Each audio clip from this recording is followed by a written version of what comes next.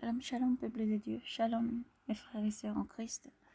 Aujourd'hui, je viens partager avec vous la vision que le Seigneur me fit voir encore cette nuit. Donc, la vision prophétique par rapport à ce qui va se dérouler dans les instants, les moments et les mois surtout qui suivent. Par rapport à tout ce qu'on va voir et surtout entendre. Gloire soit rendue au Seigneur. J'espère que vous allez bien. Par le nom puissant du Seigneur Jésus-Christ qui vous environne avec sa paix, son amour, surtout sa grâce. Et que sa paix soit toujours sur vous. Que Dieu vous bénisse et vous garde. Aujourd'hui, nous allons partager dans le livre d'Osée encore. Dans le livre d'Osée, le verset 6. Mais ce coup-ci, dans le verset, ce sera le verset 2 au verset 3. Osée, chapitre 6, verset 2 à verset 3. Que Dieu vous bénisse. Donc, nous allons d'abord confier ce moment au Seigneur. Seigneur, mon Dieu, mon roi, nous voulons te bénir, te dire merci pour tout ce que tu es. Tu nous accordes encore un jour glorieux aujourd'hui, un jour béni, Père, car tu veux que nous soyons vivants pour t'adorer, pour te louer, te célébrer. Merci pour tout ce que tu es, Seigneur Jésus. Tu prends toute place, tu fais mourir la chair, ton esprit qui parle à tes enfants, Seigneur. Père, merci pour tout ce que tu es dans la vie de tous nos frères et sœurs. Merci de ce que tu annonces les choses à venir à tes enfants, chaque jour, chaque instant. Tu préviens, Seigneur. Merci pour tout ce que tu es, Père. Amen. Alors, le Seigneur me fit voir dans cette vision. Alors, je voyais, c'était comme si j'avais eu un appel de l'un de mes frères. Et j'ai répondu à l'appel. Et alors, d'un coup, quand j'étais en train de parler avec mon frère, je regardais le ciel en même temps. C'est comme si je me retrouvais en même temps. Quand j'avais décroché l'appel de mon frère, c'est comme si je m'étais retrouvée chez moi, en fait, en Côte d'Ivoire.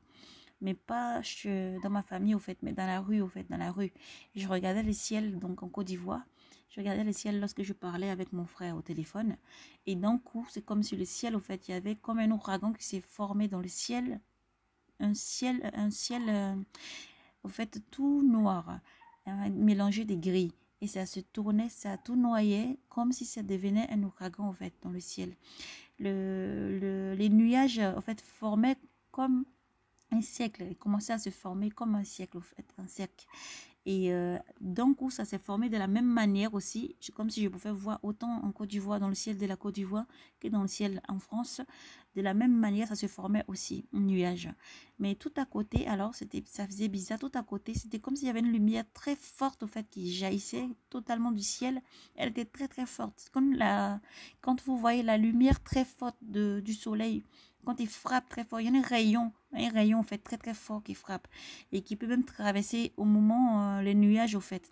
Voilà, cette lumière-là était vraiment très, très puissante et très, très claire. Elle jaillissait à côté de vraiment ce nuage qui se formait dans le ciel. Voilà. Et le Seigneur me dit que c'est des signes qui vont arriver. Voilà, ce ne sera pas que en Côte d'Ivoire ni en France, dans beaucoup d'autres pays aussi. Dans beaucoup d'autres pays, des signes qui vont arriver, des nuages qui vont vraiment cachés, qui vont se former. Et ça sera dans certains endroits, voilà, ça va faire des ouragans. Ça va faire des ouragans. Voilà, des nuages chargés au fait de beaucoup de... Comment ça s'appelle? Ces nuages-là seront chargés vraiment de la colère du Seigneur. Voilà, de la colère du Seigneur parce que ce peuple endurcit son cœur et ne veut pas se repentir. Donc, il appelle vraiment ses enfants partout à la repentance. Le Seigneur se répète plusieurs fois, ce qui veut dire que la chose est arrêtée et va arriver. Donc, Dieu vraiment adoucit le cœur de ses enfants. Nous prierons toujours. J'appelle vraiment tous les enfants du Seigneur en Côte d'Ivoire à vraiment prier, vraiment et à intercéder, et prier.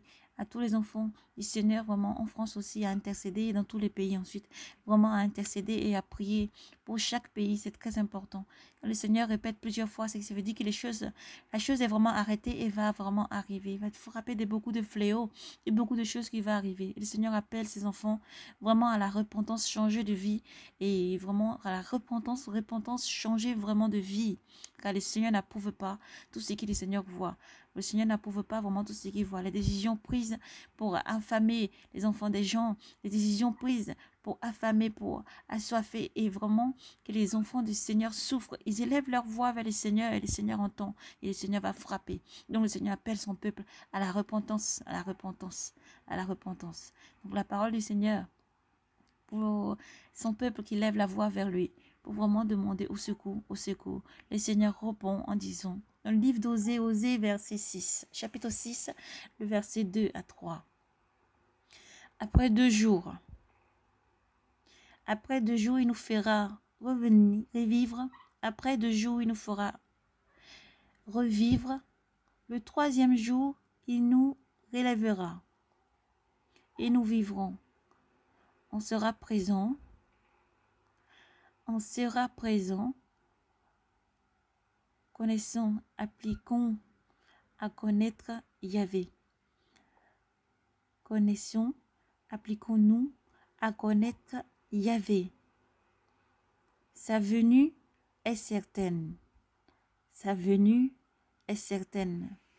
Comme l'aurore, il viendra.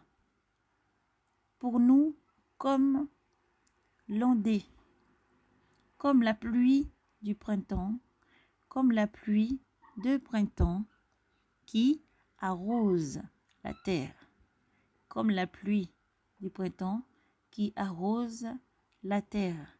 Donc, dans Osée, le chapitre 6, verset 2 à 3. Que Dieu vous bénisse et vous garde. Que la main puissante du Seigneur soit sur vous et vous guide. Repentance sincère, priez, restez éveillés dans la prière, car nous ne savons ni le jour ni l'heure. Et tout ceci, le Seigneur annonce les choses à arriver. Le Seigneur annonce ces choses à arriver. Nous nous tenons comme des sentinelles avertis. On se sent tous les jours pour servir le Seigneur et servir au service de nos frères et sœurs. Car nous sommes les serviteurs, nous nous mettons toujours au service de nos frères et sœurs. En premier, toujours, nous servons le Seigneur. Que Dieu vous bénisse et vous garde. Que la main puissante de le Seigneur soit sur vous, qui vous environne de sa lumière. Ne vous laissez pas aller à la lourdeur, mais demeurez toujours dans l'éveil, la prière. Faites du bien autour de vous. Mettez de l'ordre dans vos vies, s'il vous plaît. Fuyez l'impudicité, fuyez tout ce qui ne glorifie pas le nom du Seigneur. Fuyez vraiment tout ce qui ne glorifie pas du Seigneur. Mettez de l'ordre dans vos vies. Mettez de l'ordre, aplanissez les chemins du Seigneur. Car oui, il arrive. Et nous ne savons ni le jour ni l'heure. Mais nous devons nous tenir prêts tous les jours dans la prière. Tous les jours dans ses œuvres. Rendez manifeste les œuvres du Seigneur. Annoncez l'évangile sans cesse, ne baissez pas les bras. Méditez sa parole qui éclaire les sentiers de tout un chacun. Chaque jour, persévérez. Persévérez, courage et persévérez. Que Dieu vous bénisse et vous garde. Soyez bénis, enfants de lumière. Shalom, paix et grâce à vous tous.